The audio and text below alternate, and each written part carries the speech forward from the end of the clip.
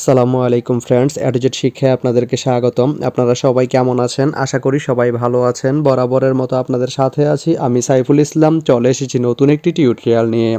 So আজকের টিউটোরিয়ালটি কোন বিষয়ের উপর হতে চলেছে সেটা নিশ্চয়ই আপনারা টাইটেল এবং থাম্বনেল দেখে অলরেডি বুঝে গেছেন। তো আমি কথা বাড়াবো না, চলে যাব মেইন টিউটোরিয়ালে। আর মেইন টিউটোরিয়ালে যাওয়ার আগে একটা কথা বলে নিতে চাই, আপনি যদি আমার চ্যানেলে নতুন হয়ে থাকেন তাহলে অবশ্যই আমার চ্যানেলটি সাবস্ক্রাইব করে নোটিফিকেশন বেলটি অন করে দিবেন। আর যারা অলরেডি সাবস্ক্রাইব করে রেখেছেন তাদেরকে অনেক অনেক ধন্যবাদ। যারা আমার এই ভিডিওটি ফেসবুক থেকে দেখছেন তারা আমার পেজটি ফলো করে সাথেই থাকবেন। তো চলুন চলে যাই মেইন টিউটোরিয়ালে।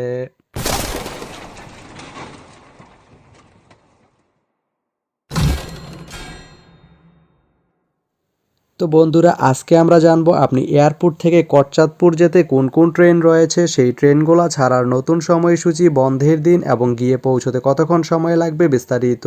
তো আমি যদি আপনাদেরকে ট্রেনের সময়সূচিগুলো বলে দেই, আপনি ঢাকা এয়ারপোর্ট থেকে কচ্ছাদপুর যেতে শুধুমাত্র একটি ট্রেন রয়েছে, সেটি হচ্ছে চিত্রা ট্রেনটি ঢাকা এয়ারপোর্ট থেকে ছাড়বে সন্ধ্যা 7:58 এবং এটি কচ্ছাদপুর গিয়ে পৌঁছবে রাত 2:47। রবিবারের দিন এই ট্রেনটি বন্ধ থাকে। তো আপনি ঢাকা এয়ারপোর্ট বা বিমানবন্দর থেকে কচ্ছাদপুর যেতে এই চিত্রা ট্রেনটি ব্যবহার করতে পারেন। তো ভিডিওটি কেমন লাগলো অবশ্যই কমেন্ট করে জানাবেন।